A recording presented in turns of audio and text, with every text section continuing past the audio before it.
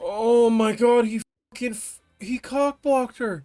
Man, so they taught you about how normal people live but don't allow you to be normal. Interesting. That's like showing a lion an open field as it lives in a cage. Well, you got your woman one way or another, I suppose. Oh, she's in position too. So why is the Water Master just sitting in the corner watching? Maybe they are a cuck.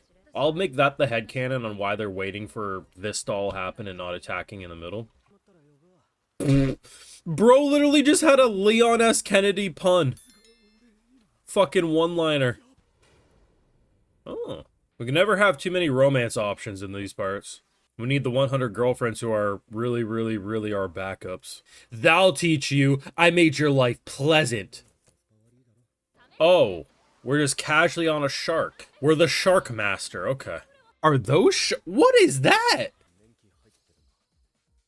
But all you gotta do is be like, oh, it looks like that's a vintage or an antique necklace. It looks... You just have to add a compliment on top. Jesus Christ, my guy. How do you fuck this up? Honestly, how do you fumble this, bro? Because from what I'm seeing, you guys got a lot in common.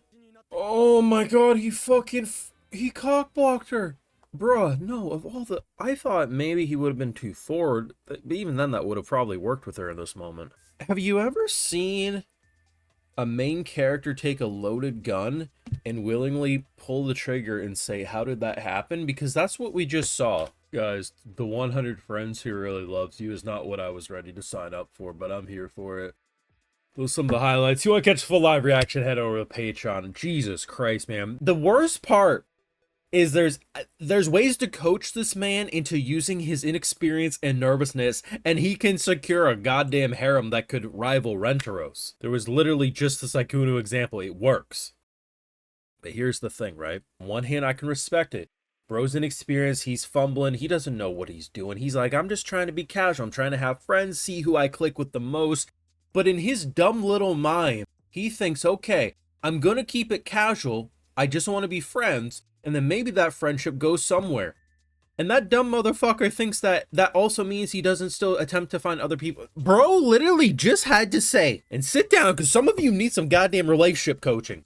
All this man needed to do was simply say, there's a million ways to present it, but a way he could have went is say, hey, you know, to be honest, I'm a little inexperienced when it comes to this. I'm a little ashamed to admit, but hey, I'm trying to find a long-term partner, but I don't want to commit to something until I know I'm emotionally connected to someone. In the meantime, we can keep things casual. To be honest, I'm not really looking to go date a whole bunch of people, but you know, at the end of the day, let's just keep it casual, and if it's just friendship, it works out in the end. And she would have been like, I respect that bet. And in a way, he kind of said that, but he made it so fucking convoluted and so unnatural. She's like, bitch, if he didn't have Kinosaki, he'd be gooning in a corner every single night. And unfortunately, he doesn't let Kinosaki goon with him, so no, the true ship hasn't sailed. The crazy thing is they're so fucking weird that I'm already like, damn, these two kind of work together. And I can respect the fact, you know, dude's never been in love, right? And the issue is that once you have your first love, you're never going to forget your first love. Sometimes first loves work out, but first loves, I mean, they're first loves. They're usually learning experience, right? So I can respect the fact that he ain't just going balls deep already, right? But Jesus, you have someone who wants to be useful and be nice and actually use talents to help people. This is the first time he truly helped someone, right? Granted, we did save Kinosaki, but Kinosaki was initially a kill mission turned into a rescue mission, right? This was just a straight up, I'm doing good things mission from the very beginning, and he felt very good helping. And then we learn that she actually comes from a very rich family, which immediately threw me off because I'm like, wait, we didn't have money to pay our boy, so what are you talking? Turns out, basically, guy dying on his deathbed just wanted to do something good in his final moments. Turns out all of this wealth was basically blood money. It was wrong. He shouldn't have had what he had, so by the time you return everything, you're left with nothing. Immediately, there's chemistry, there's sparks, there's this atmosphere that I think works. Obviously, if this wasn't an anime story, I think what would probably happen is we would just have probably at least a couple months of casual dating, and then maybe it fails or maybe it excels into something more. But because it's an anime slash manga story, we need to have a way for him to fumble yet keep his options open, because at the end of the day, it's a big ass harem, right? And that works. But you can't expect a viewer not to be like, bro, the field's open. It has auto lock on the goal. And somehow that ball ended up in the dumpster. What the fuck is wrong with you? Now, we did have a little bit of a fight, and to be honest, it was pretty fun. I really like the abilities that we've seen so far. Hell, even when we left this fight, we had the Shark Master. She was able to control shark. It's fucking cool. But the concept of poison, the Poison Master going up against the Water Master, and honestly, just what they ultimately did, it's really interesting too, because I didn't realize she had a disease, and it was basically like she's allergic to the air, so no wonder she was, you know, I thought it was just honestly aura farming, but the fact that literally can't be outside, pretty much having to be in a bubble, you know, he's casually like, don't worry, I treated you. That will teach you. It's like, yes, I tried to kill you, and you cured my illness. This is horrible, right? But super fun fight. It was very simple, but I don't think this show needs to be anywhere close to like, oh my god, we had 5 minutes of Demon Slayer action.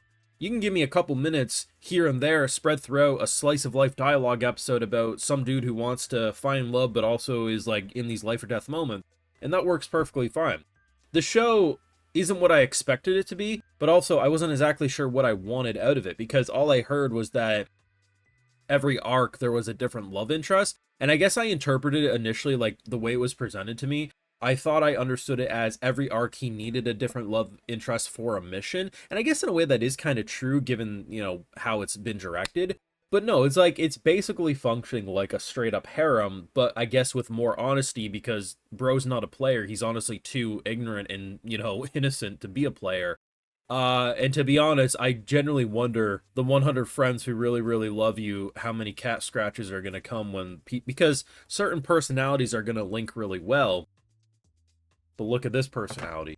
What if more crazy personalities start really liking him? That could be quite deadly. Overall, though, I think Kinosaki's still my favorite character overall. I think the most interesting depth out of the cast, but I can't say I have hated a character. Hell, even, you know, who they're scolding here, like, hey, just keep it legal. We're going to keep an eye on you. I honestly think the villains, the antagonists, have been enjoyable so far. Hell, in the first episode when we rescue Kinosaki, I thought it was an engaging situation with the douchebags who were, you know, getting up in arms that we weren't killing.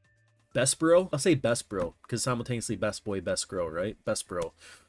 Either way, pretty good stuff. I'm liking the production. I like the art style, I like the character designs. Just in general, it's a very fun show. And honestly, at one point, probably before the midway point, I'm going to talk about how bro is cucking himself. That excites me. You can let me know your thoughts. What did you think? We're now 3 episodes deep into Marriagetoxin.